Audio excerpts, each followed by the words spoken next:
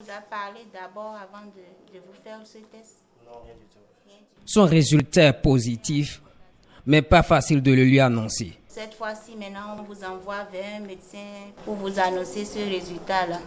Ça vous a donné quoi comme impression? Non, ça me paraît bizarre. Oui, ça me paraît bizarre. Et vous attendez à quel résultat maintenant? Toujours c'était négatif, donc je ne sais pas si... Pas de choix désormais. Le jeune homme va devoir vivre avec le virus. La nouvelle le terrifie. Vous allez prendre ça à deux mains. Je ne m'attendais pas à ça. Ce n'est pas la joie. Sur le champ, le personnel soignant le met sous traitement. Des conseils, des produits pour ne pas mourir du VIH-Sida lui tombent dessus. Ce n'est pas des médicaments à prendre aujourd'hui à 10h, demain c'est à midi. Ou bien je suis fatiguée d'abord, quand je vais me lever, après je vais prendre. Non, il faut vraiment respecter les heures pour son efficacité. Au Bénin, le taux des personnes infectées a chuté ces dernières années. Une tendance observée grâce au renforcement de la stratégie de lutte contre le sida, selon le ministère de la Santé. En 2021, on a estimé le nombre de personnes vivant avec le VIH au Bénin à 69 000.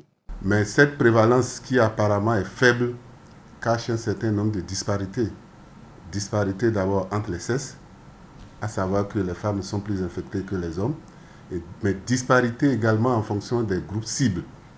Nous avons aujourd'hui des populations qu'on appelle communément populations clés, au sein desquelles la prévalence du VIH est très élevée, qui est de l'ordre de près de 10% de la moyenne nationale qu'on a au niveau de la population générale.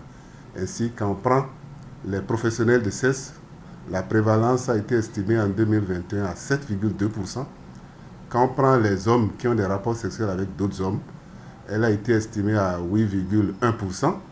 Et quand on prend les consommateurs de drogue par injection, elle a été estimée à 2,2%. Malgré cette tendance baissière, Vigilance recommande les autorités sanitaires la connaissance de son état sérologique et la prise en charge précoce des patients déclarés sont aussi des comportements souhaités. Aujourd'hui, nous disposons des autotests. Donc, vous ne serez même plus obligé d'aller dans une formation sanitaire. On vous donne l'autotest, vous vous enfermez vous-même, vous le faites.